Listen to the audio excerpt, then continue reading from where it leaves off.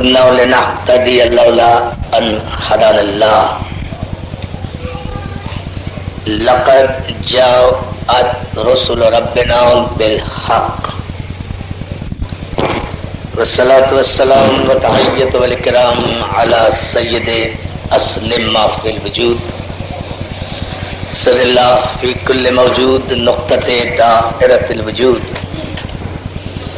صاحب لواء الحمد والمقام المحمود الخاتم لما سبق والفاتح لمن غلق المقلن الحق بالحق ابو القاسم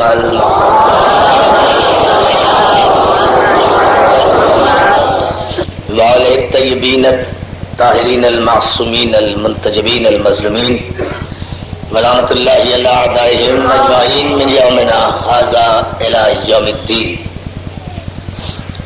أما بعد فقد قال حق سبحانه وتعالى في محكم كتابه الحكيم فاسألوا أهل الذكر إن كنتم لا تعلمون. صلوات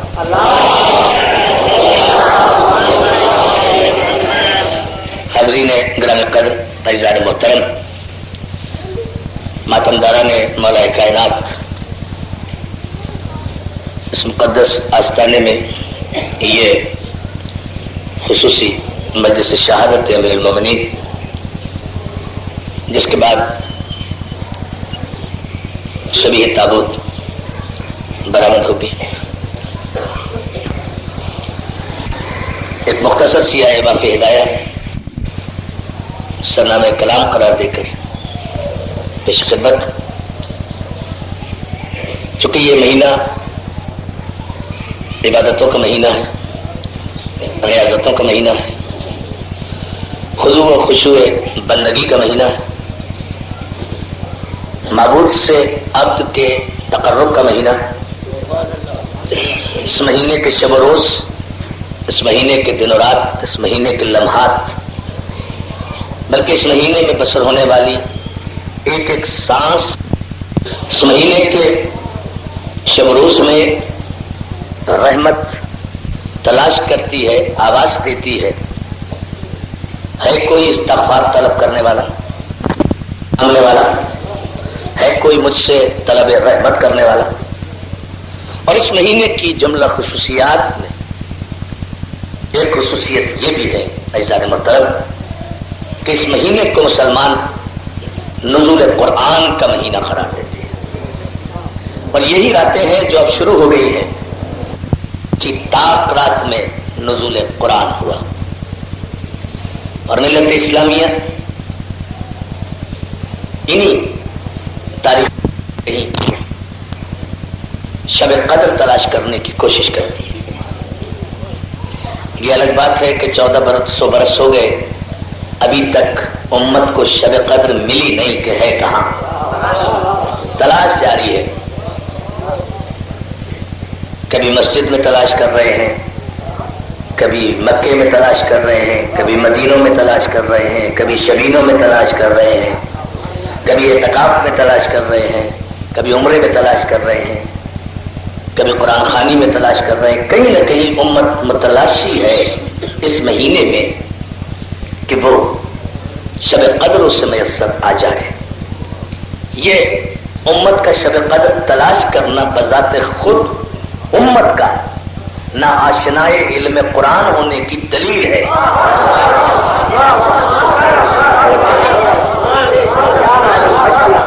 بڑا سلامت رکھے، بس اتنی سی توجہ مجھے چاہیے آپ کی. امت کا یہ مسلسل ان تاخراتوں میں شب قدر کو تلاش کرنے کی صحیح کرنا نا آشنائے قرآن ہونے کی دلیل ہے.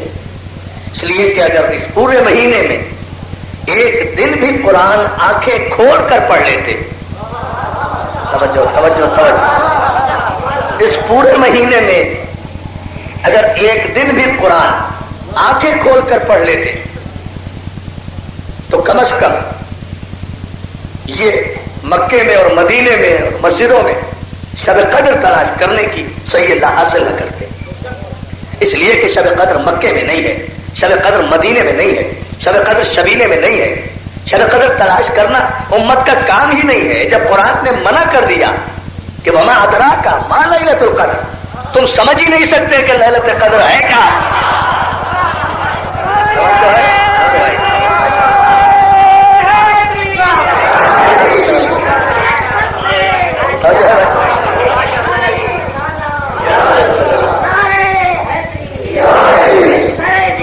ठीक है, कुरान ने कहा है, कुरान ने तो खुद ऐलान किया है, इन्ना अंज़लनाहु फी लैलतिल क़द्र, हमने नाजिल किया है इसे शब कद्र में। मा अदराका, इदराक ही नहीं कर सकते तुम, समझ ही नहीं सकते कि लैलत कद्र है क्या, तुम्हें पता ही नहीं चल सकता कि शब कद्र है क्या। अब अल्लाह तो पाबंदी लगा रहा है कि तुम शब कद्र ढूंढ ही नहीं सकते। उम्मत है कि मुसलसल टकराए जा रही है कुरान की आयत से कि आयत रोकती रहे, हम तो तलाश करेंगे शब कद्र। अच्छा फिर तलाश कर लो, 14 सदियां तो गुजर गई, आज तक तो न किसी मक्के से आने वाले ने कहा कि मुझे शब कद्र मिल गई, न मदीने से आने वाले ने कहा कि मुझे शब कद्र मिल गई, न नमाजें पढ़ने वाले ने कहा कि मुझे शब कद्र मिल गई, न सजदे करने वाले ने कहा कि मुझे शब कद्र मैसर आ गई, न कुरान पढ़ने वाले ने कहा कि मुझे शब कद्र मैसर आ गई। कयामत तक उम्मत भटकती रहेगी, उसे शब कद्र और लैलत कद्र मैसर ही नहीं आएगी, इसलिए कि जिस शब कद्र में ये कुरान नाजिल हुआ है, जिसमें ये कुरान नाजिल हुआ, उस शब को शब कद्र कहते हैं। आपको ये कद्र की शब मिलेगी कैसे जब आपने उन्हीं की कद्र नहीं की जो वारिसाने कुरान है।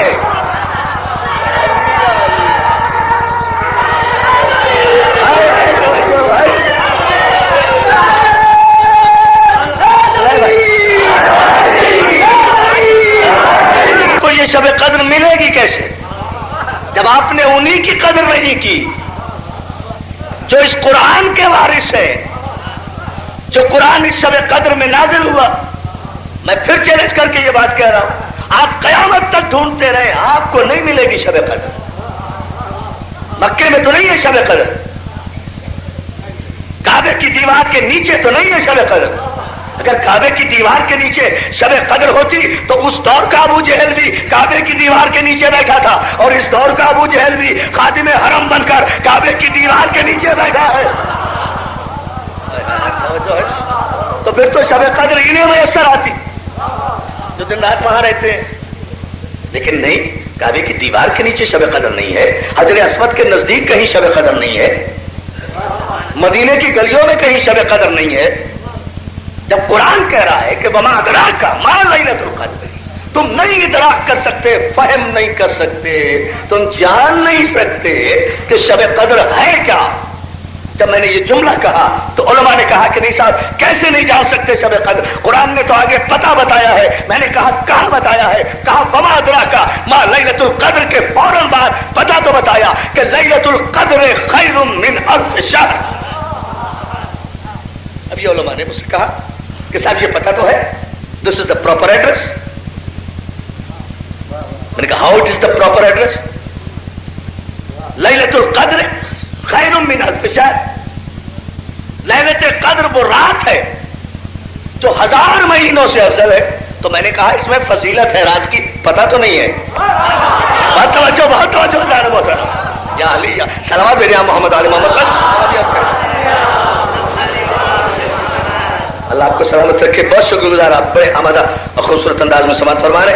भाई इसमें तो रात की अहमियत बताई गई है कि ये रात फजीलत वाली है, अफजल रात है, इतने महीनों से अफजल है। वो तो हम भी तस्लीम करते हैं, वो तो हम सब मानते हैं। सवाल ये नहीं है कि ये रात कितनी बाबरकत है, सवाल ये है कि ये रात है कौन सी।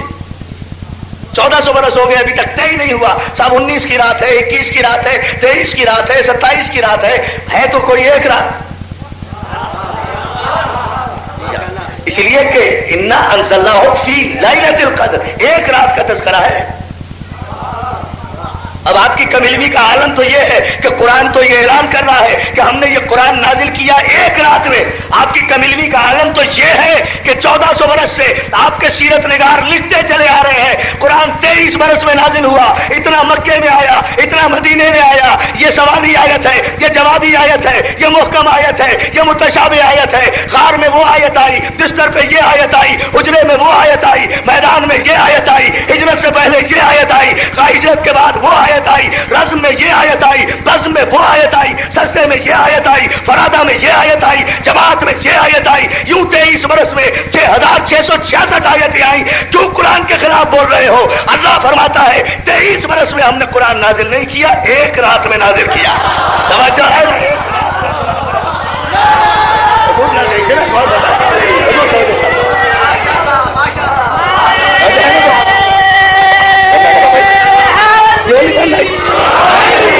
سیرت کی کتابیں جو آپ کہہ رہے ہیں کہ پہلی آیت یہ آئی، آیت تو آئی نہیں، قرآن آیا ہے.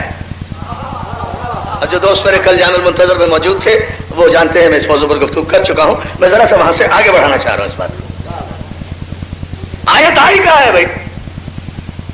پیغمبر اسلام کے پاس تو قرآن آیا ہے، پورا کا پورا قرآن آیا ہے. انا انزلناہ فی لیلۃ القدر، ہم نے نازل کیا ہے اس قرآن کو شب قدر میں، پورے قرآن کو نازل کیا. یعنی جتنا قرآن ہے وہ ایک ہی رات میں قلب پیغمبر کی طرف آیا ہے. یہ ہے بنیادی بات جسے سوچنا چاہیے. شب قدر پہ آگے چل کے گفتگو کریں گے. ساری سیرت کی کتابوں میں لکھا ہوا یہ اتنی صورتیں مکے میں آئیں، اتنے مدینے میں آئیں. قرآن کہہ رہا ہے ایک رات میں آیا. آپ 23 برس میں تقسیم کر رہے ہیں. بہت توجہ دوستو، پھر غور کریں گے جملے پر. آپ کہیں گے کہ پہلی آیت اقرا بسم ربک الذی کی پہلی آیت غار میں نازل ہوئی اور اس کا پورا قصہ کہانی بیان کر دیں گے چاہے نبی کی توہین ہو جائے. یوں جبریل آیا، یوں اس نے اقرا کہا، یوں پیغمبر نے کہا میں پڑھنا نہیں جانتا. اچھا پڑھنا نہیں جانتے، جبریل نے کہا میرے قریب آؤ. جبریل نے قریب بلایا، معاذ اللہ پیغمبر کو سینے سے دبایا، اس طرح بھیجا کہ آپ کو پسینے آ گئے، آپ کے بدن کو اس طرح دبایا. اس کے بعد پوچھا آپ کیا خیال ہے عبداللہ کے بیٹے، اب قرآن پا گیا؟ کہا آپ سمجھ میں آ گیا. دس از دا وے آف فرسٹ لیسن. یہ پہلا سبق تھا. آج کے مہذب زمانے میں اگر اچھے اسکولوں میں پہلے ہی دن طالب علم کو استاد اس طرح سے پڑھائے نا، اگلے دن وہ بڑے گھر پہنچ جائے گا استاد.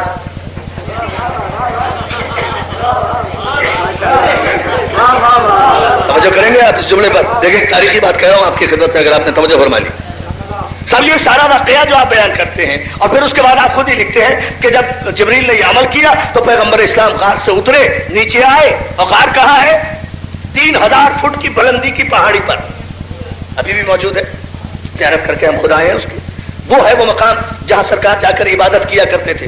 سارے مسلمان لکھتے ہیں صاحب کہ سرکار اس 3000 فٹ کی بلندی پر بنے ہوئے پہاڑ پر جا کر عبادت کیا کرتے تھے. سمجھ میں نہیں آتی بات کہ خود ہی تو کہتے ہو کہ 40 برس پہلے نبی نہیں تھے، 40 برس پہلے قرآن نہیں آیا تھا، 40 برس پہلے بشر تھے، 40 برس کے بعد نبی بنے، پھر قرآن آیا.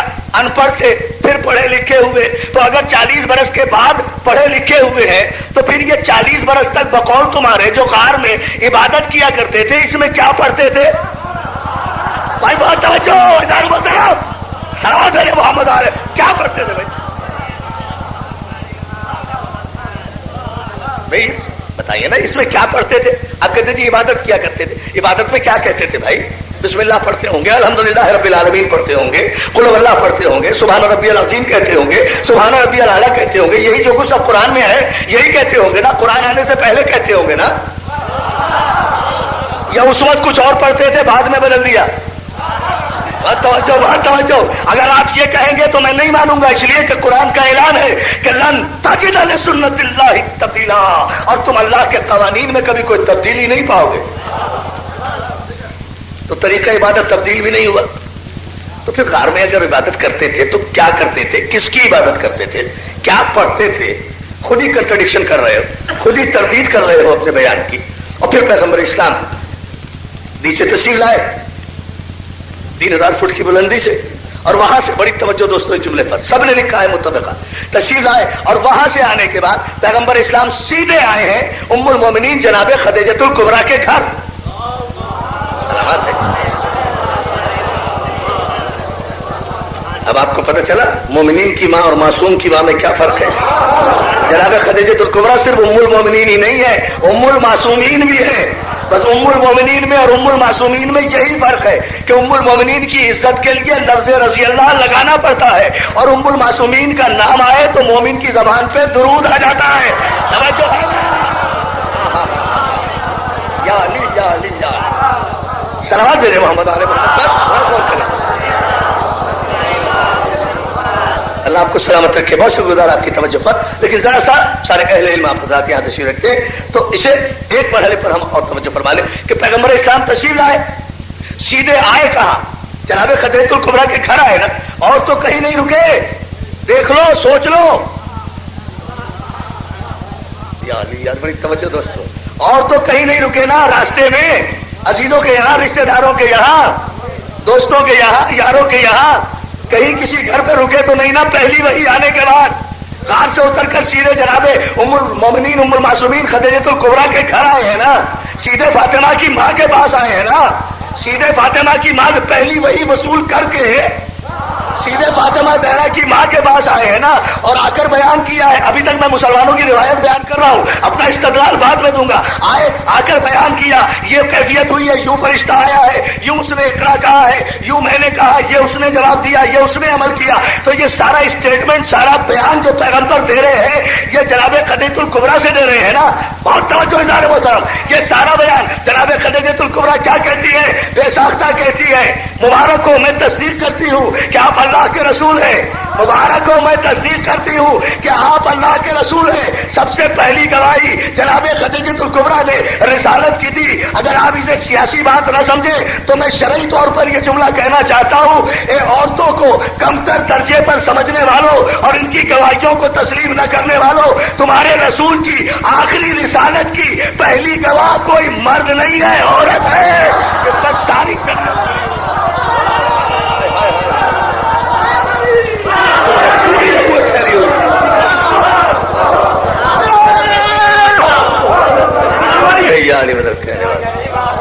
یہ تو جملہ معترضہ تھا، درمیان میں آ گیا، میں نے عرض کر دیا. لیکن آپ کی روایت کے مطابق پیغمبر اسلام پہلی آیت نازل ہونے کے بعد براہ راست جناب خدیجہ الکبریٰ کے پاس آئے. تو جو بھی واقعہ بیان کیا ہے نا دوستو، پوری توجہ اس جملے پر. یہ مسئلہ ہمیشہ کے لیے آج حل ہو. جو بھی واقعہ بیان کیا ہے سرکار رسالت مآب نے، وہ کسی مرد سے بیان نہیں کیا، کسی محلے والے سے بیان نہیں کیا، کسی اپنے پرائے سے بیان نہیں کیا، براہ راست صرف جناب خدیجہ الکبریٰ سے بیان کیا ہے.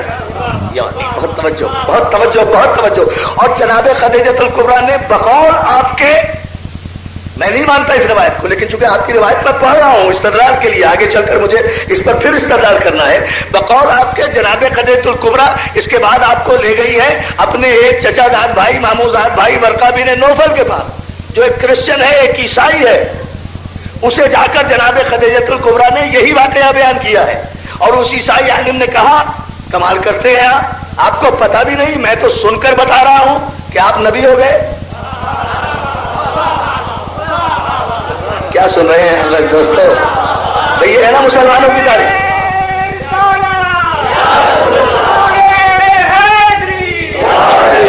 بھائی ورقہ کیا کہتا ہے؟ ورقہ بن نوفل نے یہی کہا نا کہ آپ کو مبارک ہو، آپ تو نبی ہو گئے ہیں. یہ وہی علامتیں ہیں جو میں نے توریت میں، زبور میں، انجیل میں پڑھی ہے. یہ وہ انجیل کا عالم تھا نا، یہ میں نے اسی میں یہ نشانیاں پڑھی ہے. آپ رسول ہو گئے ہیں. اب ذرا دیر یہاں ٹھہر کر میں ملت اسلامیہ کے ٹھیکیداروں سے یہ پوچھنا چاہتا ہوں کہ یا تو بند کر دو ان سیرت کی کتابوں کو، یا شرمندہ ہونے سے بچاؤ اور رسالت کو عیسائیوں سے. اگر کل اٹھ کر کوئی عیسائی تم سے یہ سوال کر دے کہ تم کیسے کہتے ہو کہ تمہارا رسول سارے انبیاء سے افضل ہے، ہمارے عیسیٰ سے کہاں افضل ہے؟ اس لیے کہ ہمارے عیسیٰ کا ایک امتی تمہارے رسول کو خبر دے رہا ہے کہ وہ رسول بن گیا. تمہارے نبی کو تو پتہ بھی نہیں تھا کہ کون آیا تھا، کیا لایا. آیت سوالے لگنے سے آپ کو لکھوا دیا گیا، آپ نے لکھ دیا. آپ کی بلا جانے کہ کس کی توہین ہو رہی ہے. آپ کو پتہ ہی نہیں کہ آپ عیسائیوں کے سامنے شرمندہ ہو رہے ہیں. آپ کو کس نے حق دے دیا؟ جملہ سنو گے، تمہیں حق کہا ہے کہ تم رسول کے غلاموں کے احترام کا بل پاس کراؤ. غلاموں کا احترام کیسے کراؤ گے جب ان غلاموں کے رسول کا احترام نہیں کر رہے؟ توجہ ہے نا؟ توجہ ہے؟ میں برقع کے پاس لے کر گئی نا، اس سے بیان کیا، اس نے بتایا کہ صاحب یہ نشانیاں جو ہیں ایک پیغمبر کی ہیں، ایک رسول کی ہیں، آپ رسول ہو چکے، جو ہو چکا اسے پتہ نہیں۔ اور میں دیکھیں کیا مزہ کا خیز باتیں ہوتی ہیں، اللہ کی قسم۔ سوچیں یہ بنی امیہ کے مورخین یہ سمجھتے تھے کہ ساری عمر یہ ان کی اندھی بہری گونگی تاریخ ایسی ہی نسلوں کی آنکھوں کے سامنے رہے گی جنہیں اونٹ اور اونٹنی میں تمیز نہیں تھی، انہیں یہ پتہ نہیں تھا کہ یہ تمہاری بدنصیب تاریخ کبھی باب علم کے بھکاریوں کے سامنے بھی آئے گی۔ یا علی صاحب میرے محمد آئے ہو، کبھی ہم بھی اسے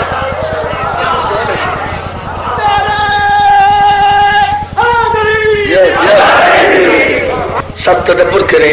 سارے مسلمان بھائیوں کو میں دعوت دے رہا ہوں، کوئی علی کی خلافت نہیں پڑھ رہا جو کسی کو زحمت ہوگی، نبی کی نبوت پر بات کر رہا ہوں، اس لیے کہ کائنات کی عزت کا نام ہے میرے نبی کی عزت۔ سارے بے عزتوں کو عزتیں نصیب ہوئی ہیں، کوئی عزت دار نہیں تھا عرب میں، سب بے عزت تھے، بے نام و نسب تھے، کسی کے شجرے کا بھی پتہ نہیں تھا، کوئی چوتیاں گاڑتا تھا، کوئی کپڑا بیچتا تھا، کوئی چمڑے کا تاجر تھا، کوئی شراب پلاتا تھا، یہ تو کاروبار حیات تھے۔ کس تاریخ کی بات کر رہے ہو؟ توجہ ہے دوستو، کس تاریخ کی ہم سے باتیں کر رہے ہو؟ کس اٹھا کر دیکھو ہسٹری آف سارسنس، اٹھا کر دیکھو history of Islam, justice Tariq Amir Ali, مسلم اور غیر مسلم مفکرین کی تاریخیں اٹھا کر دیکھو، decline and fall of the Roman empire اٹھا کر دیکھو، جزیرہ نما عرب کی تاریخ اٹھا کر دیکھو، اس گلف کی تاریخ اٹھا کر دیکھو جس کی جانب، جس کے ریال کی جانب سجدے کر کر کے ان کا حق نمک ادا کر کے یہاں تم مسلمانوں میں انتشار پیدا کر رہے ہو۔ کوئی صاحب عزت نہیں تھا، سب بے عزت لوگ تھے۔ فاطمہ کے باپ کی جوتیوں کے صدقے میں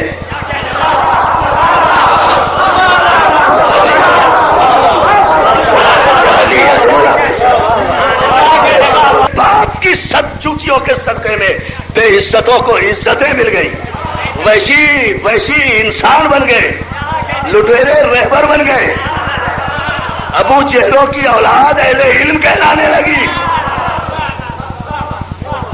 ابو جہلوں کی اولاد اہل علم کہلانے لگی، بے عزتوں کو عزتیں نصیب ہو گئی، کافر مسلمان ہو گئے،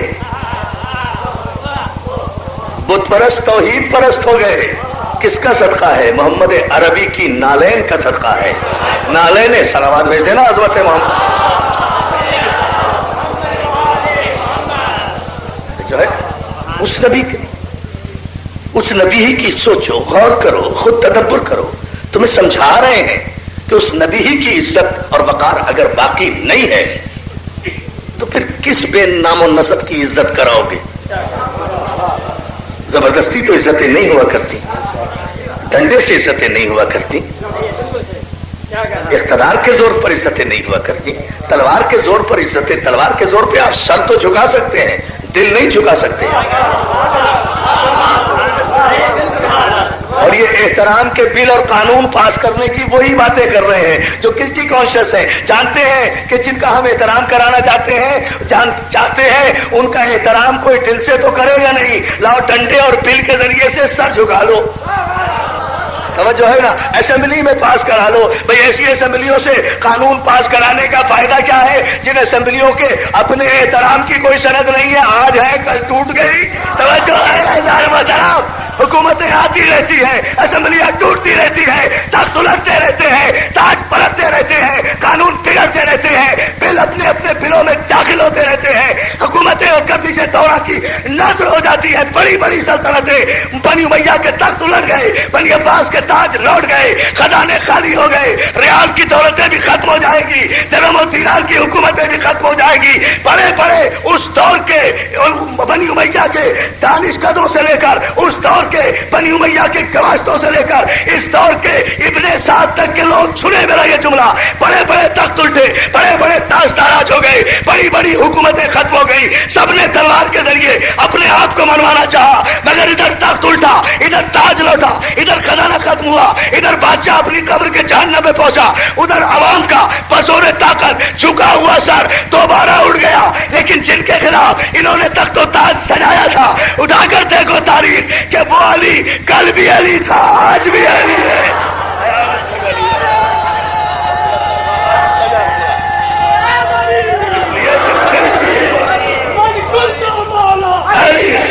لگ رہا تھا جسے نہ میں نے دیکھا، نہ اس نے دیکھا، نہ ان کے باپ نے دیکھا، نہ ہمارے دادا نے دیکھا، نہ ہمارے آبا و اجداد نے دیکھا نہیں ہے۔ ہمارا بادشاہ نظروں سے غائب ہے مگر دل کے اتنا نزدیک ہے۔ توجہ ہے نا جان محترم، یہ ہے دل کی حکمرانی، یہ علی کی وہ محبت ہے جو اقتدار کے سنگھاسن کے ذریعے سے یا تلوار کی آگ کے ذریعے سے سروں کو نہیں جھکاتی۔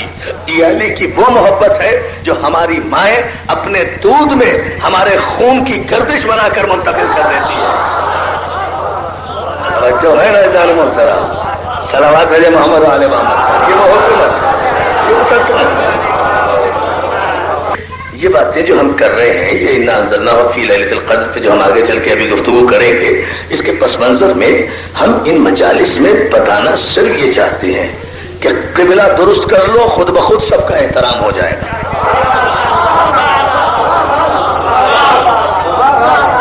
قبلہ درست کر لو، وہ عبادت نہیں ہوتی جس کا قبلہ ہی درست نہ ہو۔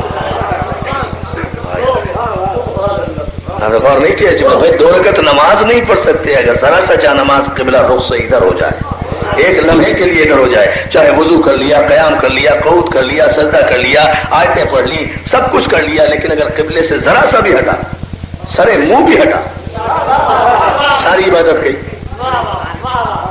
نہیں سوچا اپنے جملے پر، ساری عبادت اتنی سی بات پر چلی جاتی ہے، حالانکہ سارے ارکان عبادت آپ ادا کرتے ہیں، لیکن ذرا سا قبلے سے ذرا سا بھی ادھر ہوا۔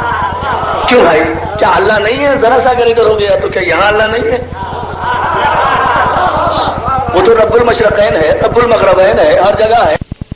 شریعت میں نقطہ جو عبادت کا نقطہ قرار، بڑی توجہ، جو عبادت کا نقطہ قرار دے دیا گیا ہے، اس نقطے سے اگر پرے مغز کے برابر بھی رخ ادھر ہو گیا، اس نقطہ عبادت کعبے سے پرے مغز کے برابر بھی رخ ادھر ہو گیا تو پھر سجدے نہیں ہوں گے، ٹکرے ہوں گی، طواف نہیں ہوگا، نصیب کا چکر ہوگا۔ تو عزیزان محترم، یہ کعبہ جو عبادت کا نقطہ ہے، اس کعبے سے عبادت کی روح ملتی ہے، علم نہیں ملتا، علم نہیں ملتا، اس کعبے سے قرآن نہیں ملتا، اس کعبے سے قرآن نہیں ملتا۔ تو ملت اسلامیہ میری یہ بات سن کیوں نہیں رہی کہ اگر کعبہ جو عبادت کا نقطہ ہے، اگر اس نقطے سے 1 انچ بھی ادھر ادھر رخ ہو گیا تو ساری عبادت بیکار ہو جائے گی۔ تو ابن عباس کی روایت موجود ہے، علی نے کہا اے ابن عباس یاد رکھو جو کچھ پورے قرآن میں ہے وہ سورہ حمد میں ہے، جو سورہ حمد میں ہے وہ بسم اللہ میں ہے، جو بسم اللہ میں ہے وہ بے میں ہے، جو بے میں ہے وہ اس نقطے میں ہے، جو بے کے نیچے ہے وہ انا نقطہ تو تحت البا، اور تیرا مولا علی وہ نقطہ بائے بسم اللہ ہے۔ تو اگر کعبے کے نقطہ عبادت سے ہٹ کر ساری عبادت ضائع ہو جاتی ہے تو علی قرآن کا نقطہ ہے۔ 1 کروڑ قرآن پڑھے جاؤ، اگر علی کا اقرار نہیں ہے فائدہ نہیں ہوگا۔ مادرا کا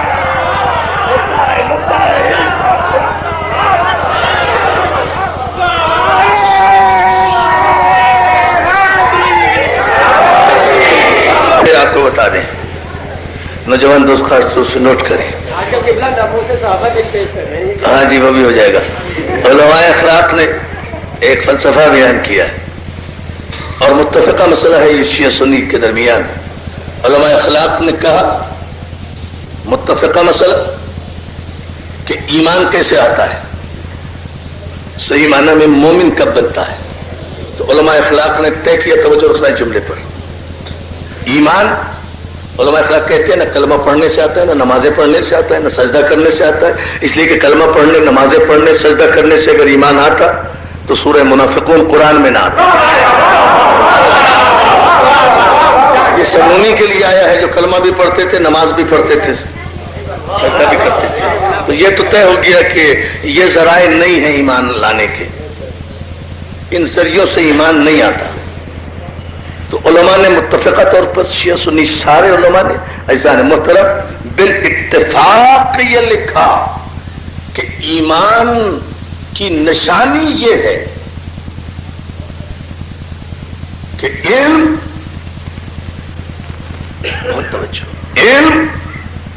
عشق اور عبادت یہ تینوں ایک جگہ ایک ظرف میں اکٹھے ہوں تو ایمان پیدا ہوتا ہے. علم، عشق، عبادت.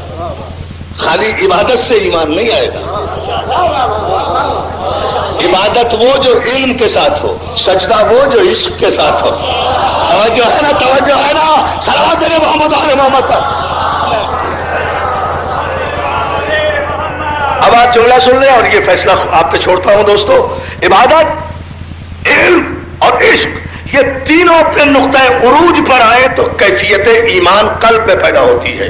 ایمان آتا ہے علم کے ذریعے، عشق کے ذریعے، عبادت کے ذریعے. اسی لیے تو میں کہتا ہوں کیوں سیدھے سادے معصوم بھولے بھالے مسلمانوں کو بیوقوف بناتا ہے مولوی. سب کا کعبہ ایک، سب کا قبلہ ایک، سب کا کعبہ ایک، سب مسلمان ہے، سب بھائی بھائی. غلط. سب کا کعبہ ایک نہیں، اس لیے کہ سب کا ایمان ایک نہیں. بہت توجہ. غلط پروپیگنڈا کیا جاتا ہے سب کا کعبہ ایک، سب کا قبلہ ایک، سب کا ایمان ایک. نہیں، جب سب کا ایمان ایک نہیں ہے تو کعبہ بھی ایک نہیں ہے. یاد رکھو یہ کعبہ جو مکے میں ہے یہ عبادت کا کعبہ ہے. اس کعبے سے عبادت کا رخ تو ملتا ہے، علم نہیں ملتا. بڑے بڑے ابو جہل بیٹھے ہیں اسی کعبے کے وارث بنے ہوئے.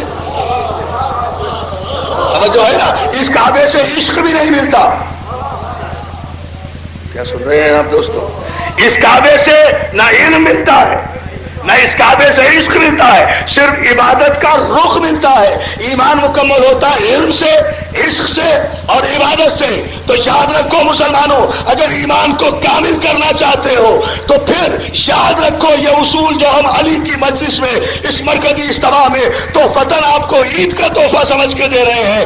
آپ سے محبت ہے ہمیں، ہم چاہتے ہیں کہ آپ کا ایمان کامل ہو. تو اگر ایمان کامل کرنا چاہتے ہو تو ہمارے اس اعلان کو غور سے سنو اور قبول کر لو. جہاں سے عبادت کا کعبہ مکے میں، عبادت کا کعبہ مکے میں، علم کا کعبہ نجف میں، عشق کا کعبہ کربلا میں. یہ ہے راستہ، یہ ہے چینل، یہ یا علی یا علی. توجہ ہے، توجہ ہے. علم کا کعبہ نجف میں ہے اور عشق کا کعبہ کربلا ہے. جہاں کربلا میں آپ کو عشق ہی عشق نظر آئے گا، عشق ہی عشق نظر آئے گا. توجہ ہے نا؟ تو ایمان کو کامل کرنا چاہتے ہو ان تینوں کعبوں کی معرفت حاصل کرو. توجہ، بہت توجہ دوستو. اور اب ذرا صحیح مسئلہ اور آگے بڑھے کرنے کے لیے آئے پیغمبر اسلام کہا غار سے اتر کر سیدھے جناب خدیجہ الکبریٰ کے گھر آ کر جو پورا واقعہ بتایا وہ جناب خدیجہ الکبریٰ کو سب سے پہلے بتایا. کیا خیال ہے ملت کا؟ ملت نے چاہے وہ ابن ہشام ہو یا ابن عربی ہو یا ابن خلدون ہو، ایک تو یہ ابن نے تنگ کر دیا. ساری تاریخ اسلام کا بیڑا غرق ان ابنوں نے کیا ہے.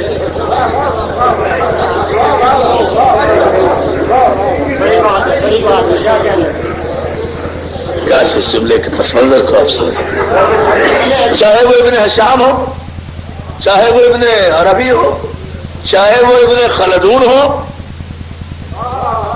کوئی صاحب ہو، سب نے یہ لکھا جبریل آئے، اقرا بسم ربک الذی کہا.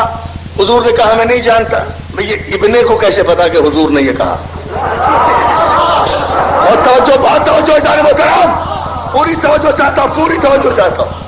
اس لیے کہ یہ ابنے جو ہے یہ برخوردار تو پیدا ہی پہلی وہی آنے کے بعد ہوا ہے. وہاں غار میں تو کوئی تھرڈ پرسن ہے ہی نہیں. بہت بڑا مسئلہ حل ہو رہا ہے اگر آپ غور فرما لیں. وہاں غار میں جہاں حضور عبادت کر رہے ہیں وہاں تو کوئی تیسرا آدمی ہے ہی نہیں. بھائی سرکار عبادت کر رہے ہیں بس، کوئی نہیں ہے وہاں. حضور اکیلے ہیں. جبریل آتا ہے. ابنے کو کیسے پتا چلا کہ کب جبریل آئے؟ اس نے اقرا کہا. ابنے نے کب سنا کہ اس نے کہا کہ اچھا نہیں پڑھنا آتا تو ادھر آؤ. ابن دیکھ رہا تھا وہاں کھڑا، فوٹوگرافی کر رہا تھا. ویڈیو کیمرہ تھا اس کے پاس، کیا ذرائع کیا تھے، اس نے جو یہ پوری کہانی بتائی، یوں ہوا پھر یوں ہوا پھر یوں ہوا. بھائی واقعہ زمین کا بھی نہیں ہے، 3000 فٹ کی بلندی پر ہے اللہ کا رسول، اور اس وقت سارے مورخین محدثین راوی جتنے بھی مستند صحیح ماشاءاللہ سے اس وقت سب کے سب کافر ہیں. کیا سن رہے ہیں آپ؟ اس وقت سب کے سب کافر ہیں. بھائی مسلمان تو پہلی وحی کے بعد ہی ہوئے ہیں نا صاحب، اس سے پہلے تو سب کافر تھے نا. ارے تعجب بھی تو ہمیں یہی ہوتا ہے، یہ تو ماننا پڑے گا نا اعلان رسالت سے پہلے تو سب کافر تھے نا، سب کافر تھے. چلو ہمیں تو بعد میں ثابت کرو گے نا، ہم تو بعد میں کافر ہوں گے، یہ تو پہلے ہی سے ثابت ہے نا کہ سب کافر تھے. توجہ ہے نا؟ نعرہ حیدری فرائے نہیں ہے نا، یہ تو بہت کلیئر کچے بہت واضح ہے نا، اس میں تو کوئی ایسا مسئلہ نہیں ہے. تو اس وقت تو سب کافر تھے، بعد میں مسلمان ہوئے نا. ٹھیک ہے، تو جب اس وقت سب کافر تھے، جب پہلی وحی آ رہی تھی، تو کسی کو حق کیا پہنچتا ہے کہ وہ پہلی وحی کے بارے میں لکھے؟ پہلی وحی کیسے آئی، کس طرح آئی، کون لایا، کیا ہوا، یہ بیان کرنے کا حق تو اس دھرتی کے کسی بھی کافر کو ہے ہی نہیں. یہ تو صرف یا رسول بتائیں گے کہ جبریل کیسے آیا، اس نے کیا کہا، اس نے کیا کیا، یا رسول بتائے یا مادر بطول بتائے. بہت توجہ محترم، پہلی وحی کی گواہی کوئی نہیں دے سکتا، یا رسول بیان کریں گے یا جناب خدیجۃ الکبریٰ بیان کریں گی، اس لیے کہ پورا واقعہ پیغمبر میں آ کر محلے میں کسی کو نہیں بتایا، خدیجۃ الکبریٰ سے بتایا ہے. میں کسی راوی کی روایت کو نہیں مانتا. ہاں اگر فاطمہ کی ماں نے کوئی بیان دیا ہو تو وہ میرے سامنے پیش کر. توجہ ہے نا دار محترم؟ صلوات میرے محمد علی محمد. توجہ ہے دوست شاکر بھائی؟ می صاحب توجہ چاہوں گا آپ سارے دوستوں کی اس مسئلے پر. یہ مقام فکر ہے یا نہیں، اس پر غور کیوں نہیں کرتا زمانہ، تدبر کیوں نہیں کرتا، تفکر کیوں نہیں کرتا؟ پہلی وحی سے آپ موقع کے گواہی نہیں ہے، آپ آئی وٹنس ہی نہیں ہے.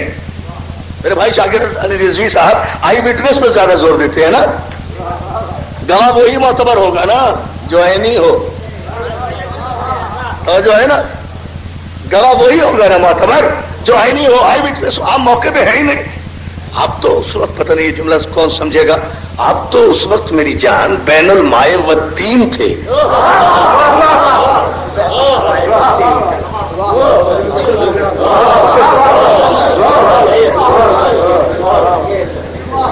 جب پہلی آیت نازل ہو رہی تھی، اور پھر یہ ساری قصے ہیں، کہانیاں ہیں. کہاں پہلی آیت نازل ہوئی، کہاں قرآن نے کہا کہ یہ پہلی آیت ہم بھیج رہے ہیں؟ قرآن تو کہہ رہا ہے انا انزلناہ فی لیلۃ القدر، ہم نے تو سارا قرآن ایک دم سے ایک رات میں دے دیا جسے دینا تھا. قرآن تو نبی کے قلب پر سارا کا سارا آیا ہے. یہ پارا پارا کس خوشی میں کر دیا آپ نے؟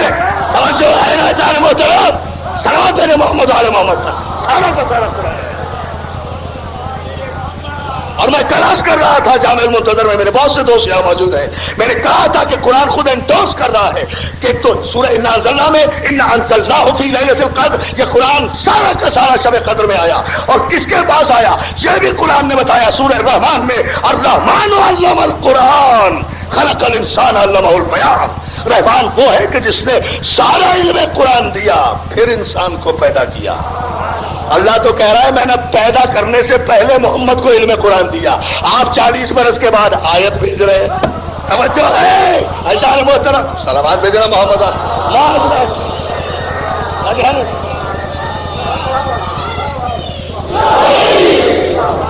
جبھی تو ہم نے آغاز مجلس میں کہا دوستو کہ ما ادراک کا ما لیلۃ القدر. آپ کو نہیں ہے ادراک، آپ نہیں سمجھ سکتے، آپ جان ہی نہیں سکتے کہ لیلۃ القدر ہے کیا. بے قدرے لوگوں، تمہیں کیا پتا کہ شب قدر کیا ہے؟ قرآن نے اسی لیے کہہ دیا تمہیں نہیں پتا، تمہیں پتہ ہی نہیں چل سکتا شب قدر ہے کیا. تمہیں شب قدر کا پتہ ہوتا تو کم از کم یہ 1000 کتابیں نہ بھر دیتے تم. یہ پہلی آیت آئی، یہ مکے میں آئی، یہ مدینے میں آئی، یہ 10 سال پہلے آئی، یہ 7ویں سال آئی، یہ 8ویں سال آئی. قرآن تو سارا ایک ہی رات میں آیا. 8ویں 10ویں سال کیا مطلب؟ سلامات بھیجیے، سلامات بھیجیے.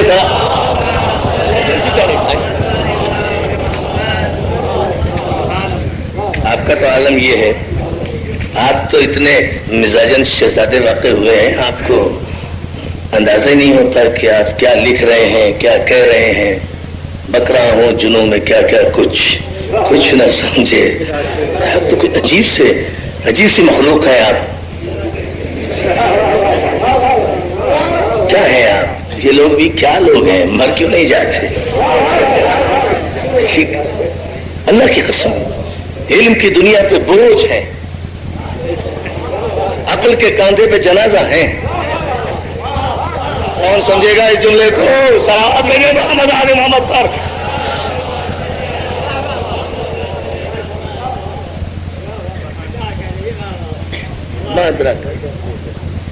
مادرک ما لیلۃ القدر.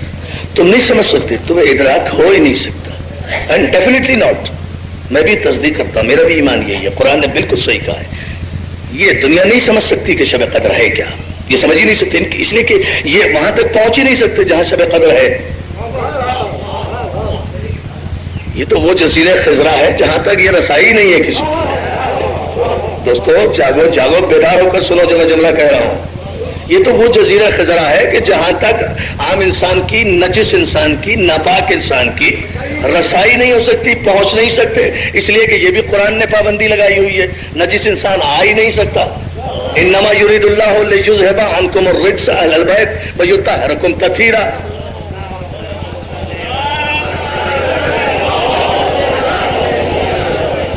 جو ہے نا، اللہ نے یہ طے کر لیا ہے اہل بیت کہ آپ کے نزدیک کسی قسم کی نجاست کو آنے ہی نہیں دے گا. آپ کو ایسا پاک رکھے گا جیسا پاک رکھنے کا حق ہے. تو بات ختم ہو گئی. یہ تو اللہ کا فیصلہ ہے. اب اس میں جھگڑنے کی کیا بات ہے؟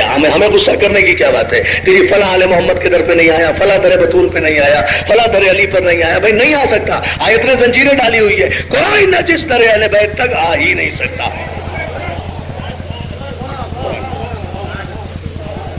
اور جب وہاں تک نہیں آ سکتے تو شب قدر کہاں ملے گی؟ قرآن نے بھی اگر کہا ہے تو بس صحیح کہا ہے. مادرا کا ما لیلۃ القدر. تم نہیں ادراک کر سکتے، تم سمجھ ہی نہیں سکتے، تم جان ہی نہیں سکتے کہ شب قدر ہے کیا. تمہیں پتہ ہی نہیں ہے شب قدر ہے کیا، اس لیے کہ تم اس آیت سے آگے نہیں بڑھو گے. پڑھو گے بھی آگے تو آنکھیں بند کر کے پڑھو گے. یہ پیدائشی بد نصیبی ہے. آنکھیں کھول کر پڑھو گے نہیں. اسی آیت میں بتایا گیا ہے لیکن ما ادراکا، تم ادراک نہیں کر سکتے، تم وہاں تک نہیں پہنچ سکتے. اس لیے کہ شب قدر وہ رات ہے جو 1000 مہینوں سے افضل ہے. اور اس کی پہچان یہ ہے کہ تنزل الملائکۃ والروح. اس شب قدر میں فرشتے، ملائکہ، روح سارے کے سارے امر لے کر نازل ہوتے ہیں. ہوتے تھے نہیں. اگر ہوتے تھے ترجمہ ہوتا تو میں کہتا فرشتے نبی پر آتے ہیں. لیکن اگر ہر رات، ہر رمضان کی شب قدر میں ہر سال فرشتے نازل ہوتے ہیں امر لے کر، تو فرشتے کعبے کی چھت پر نہیں آتے، مدینے کی گلیوں پر نہیں آتے، مسجد کے میناروں پر نہیں آتے، فرشتے کسی مولوی کی پگڑی پہ نہیں آتے. فرشتے جب امر لے کر آتے ہیں تو اولی الامر کے پاس آتے ہیں. شب قدر کا پتہ، شب قدر چلنے پر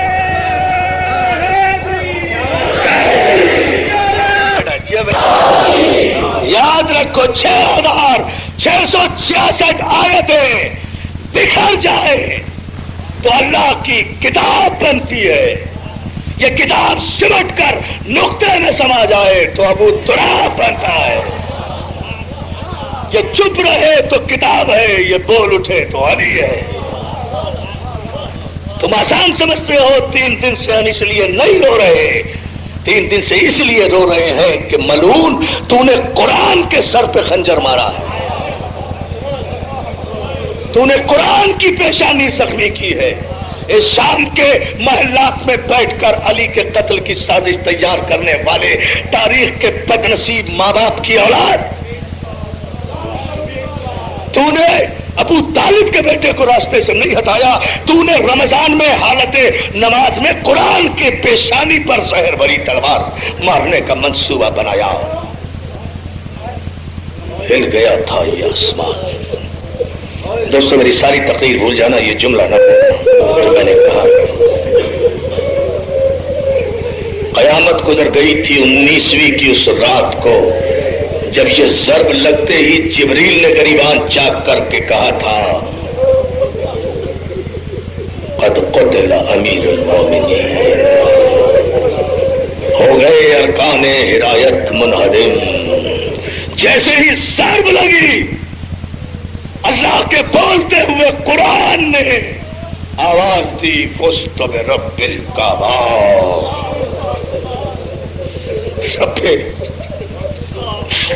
رب کعبہ کی قسم میں کامیاب ہو گیا. اور پیشانی سے جیسے ہی خون ابل کر مسلح عبادت پر آیا, علی نے بیٹھے بیٹھے پش سے کمر کا پٹکا کھولا, زخم کو پیشانی کے باندھا, اشارے سے کہا بیٹا حسن نماز مکمل کر. دوستو کبھی نہ کہا کرو غلط بولتے ہیں, غلط پڑھتے ہیں لوگ کہ جب علی کی شہادت کی اطلاع پہنچی تو جناب زینب و کلثوم نے حسن و حسین کو جگا کر کہا کہ دیکھو منادی ندا دے رہا ہے کہ بابا مسجد میں قتل ہو گئے. ارے اتنا بڑا الزام امام کے بیٹوں پہ مت لگایا کرو. نماز کا وقت اور حسن سوئے, نماز فجر ہو اور حسین سوئے, ناممکن ہے. 13 کے 13 بیٹے علی کے ساتھ موجود تھے مسجد میں. بیٹا حسن نماز پڑھاؤ. بیٹا ہم سے دوسرا سجدہ نہیں ہو سکا. حسن نے تو نماز پڑھا دی, لیکن حسین نے ایک جملہ کہا بابا بہت افسوس ہے آپ کو اس کا کہ آپ سے دوسرا سجدہ نہیں ہو سکا. اس ملعون نے سر مار کر آپ کو دوسرا سجدہ نہیں کرنے دیا. بابا میں تیرا بیٹا حسین ہوں, تیرے خون کی قسم کھا رہا ہوں اس محراب مسجد کوفہ میں کہ تیرے اس سجدے کو ادا کرنے کے لیے کربلا کی تپتی ہوئی زمین پر عصر عاشور حسین جو تیروں کے مسلح پر سجدہ ادا کرے گا. بابا میرا سر سجدے میں تو جائے گا لیکن سجدے سے واپس نہیں اٹھے گا. سمر اٹھا کر لے جائے تو لے جائے. جزاک اللہ. ایک سجدہ, علامہ رشید ترابی نے کیا خوبصورت شعر کہا, سنتے جاؤ. ایک سجدہ علی کا باقی تھا, ختم کرتی حسین نے وہ نماز. زخمی بابا کو لیے ہوئے 4 دن سے رو رہے ہو نا مسلسل ازادارو, 4 دن سے رو رہے ہو نا, چھوٹے بڑے بوڑھے مائیں بہنیں یہ سب آئی ہوئی ہے تحت نظر, 4 دن سے ماتم کر رہی ہے. تھکے نہیں, تھکنا نہیں, اس لیے کہ تم روزے بھی رکھ رہی ہوگی مگر افطار بھی ہو رہا ہوگا. میری ماں بہنوں تمہیں افطار کرانے والے بھی ہوں گے. خدا کی قسم میری آنکھیں پھوٹ جائے, میں نے تاریخ میں کہیں نہیں پڑھا کہ جب سے زینب کے بابا کو ضرب لگی ہے اس وقت سے آج تک بطول کی بیٹیوں کا روزہ کس نے افطار کرایا. کسی تاریخ میں مجھے نظر نہیں آیا. کون تھا جو زینب کو سہارا دے رہا. ارے بیٹیاں تڑپ رہی ہے, زخمی بابا کو لیے ہوئے علی کے 13 بیٹے مسجد سے گھر کی طرف چلے, نمازی روتے ہوئے, ادادار ماتم کرتے ہوئے, روزے دار سروں پہ خاک ڈالے ہوئے اپنے مولا کے پیچھے پیچھے جا رہے ہیں کہ ایک مرتبہ تم نہ سنو گے, ایک مرتبہ حسن کا کاندھا دبایا ہے علی نے. بیٹا حسن, جی بابا. بیٹا ان نمازیوں سے کہہ دو راستے سے واپس چلے جائیں. سمجھ گئے سمجھ گئے سمجھ گئے تو آنسو نہ رو, خود رو. بیٹا ان سے کہہ دو. بابا حسن کہتے بابا یہ آپ کے نمازی ہیں, بابا یہ عزادار ہے, بابا یہ روزے دار ہے, اچھا معلوم نہیں ہوتا کہ انہیں راستے سے واپس کر دیا جائے. بیٹا یہ نمازی ہے, یہ روزے دار ہے, میں نے مانا, مگر بیٹا ہے تو نہ محرم. میرے قتل کی خبر سن کر فاطمہ کی بیٹیاں دروازے پہ کھڑی رو رہی ہوں گی. ارے علی مر جائے گا اگر کوفے کے کسی نامحرم کے کانوں میں بطول کی بیٹیوں کی آوازیں چلی. ختم کرو. مولا تمہیں سلامت رکھے,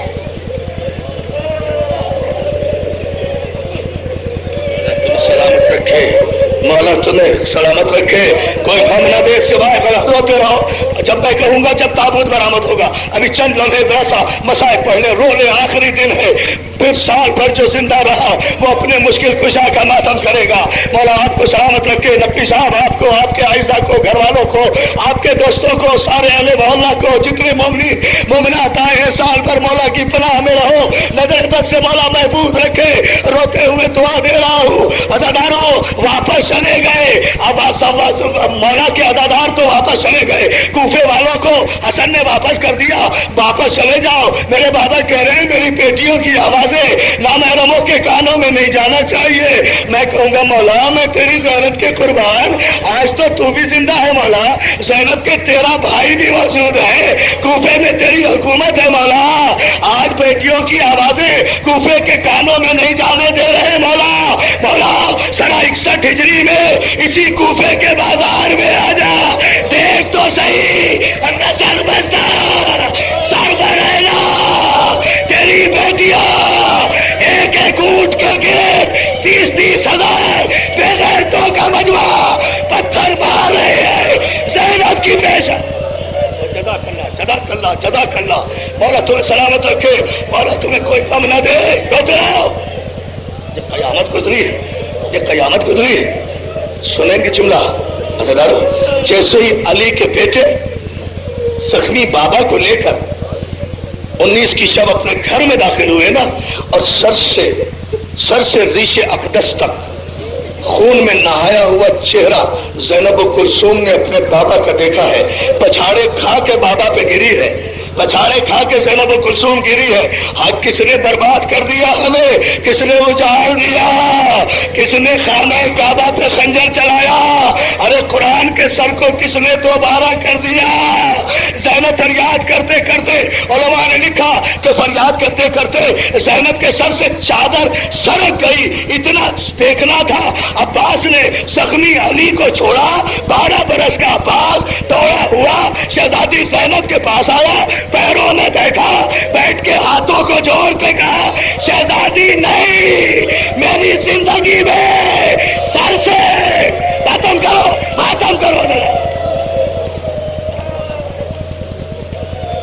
جزاک اللہ، مولا تمہیں کوئی غم نہ، کیا معجزاتی مجلس ہو رہی ہے، کس انداز سے پرسا دے رہے ہو، مولا تمہیں کوئی غم نہ دے سوائے غم حسین کے۔ یہ 12 برس کے پاس باپ سے پہلے، علی سے پہلے عباس مر جائے گا شہزادی، یہ عباس نے چادر اٹھائی، شہزادی کے سر پہ چادر اڑائی، علی نے دیکھا، اپنے غیرت دار بیٹے کو دیکھا، اپنے غیور بیٹے کو دیکھا۔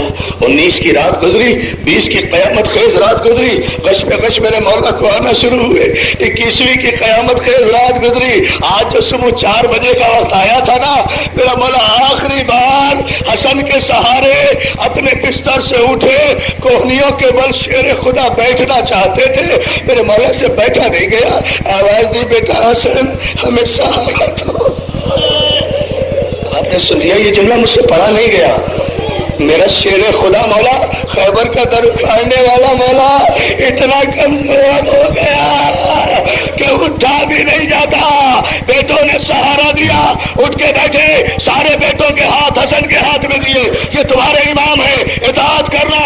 ادھر سب بیٹوں کو حوالے کیا حسن کے، ادھر ام البنین نے دیکھا عباس کو، عباس نے دیکھا ماں کو، مجھے نہیں پتا عباس نے کیا کہا، ام البنین کی آنکھوں سے آنسو ٹپکے، علی کے قدموں میں گرے، علی نے آنکھ کھولی، ام البنین تم رو رہی ہو، ابھی علی زندہ ہے، اگر تم اس طرح رو گی تو فاطمہ کی بیٹیوں کو کون سنبھالے گا؟ ام البنین کہتی میری ماں نثار جناب ام البنین پر، میرے غازی کی ماں پر ہاتھوں کو جوڑ کے کہتی ہے آقا میں نہیں روئی، تیرے عباس نے رلا دیا، تیرا عباس کہہ رہا ہے بابا مجھے بھول گئے، سب بھائیوں کا ہاتھ حسن بھائی کے ہاتھ میں دیا، مجھے یاد نہیں رکھا۔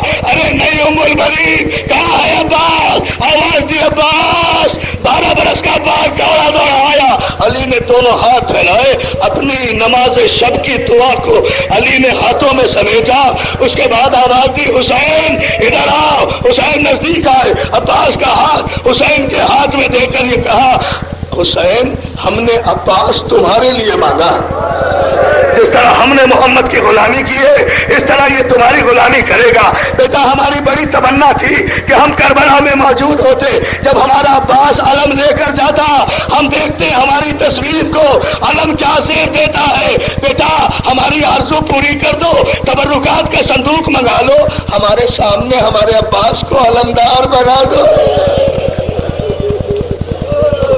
تبرکات رسول کا صندوق آیا، ابا حسین نے صندوق کھولا، علم رسول کا سامان نکالا، پھریرا سجایا، پنجا لگایا، علم جب تیار ہو گیا ایک مرتبہ آواز دی علی نے، عباس جا کر حسین سے علم لے لے۔ میرا غازی آگے بڑھا، حسین کے نزدیک پہنچے، گھٹنا زمین پہ ٹیکا، حسین کے ہاتھوں کو بوسہ دیا، غازی نے علم لیا۔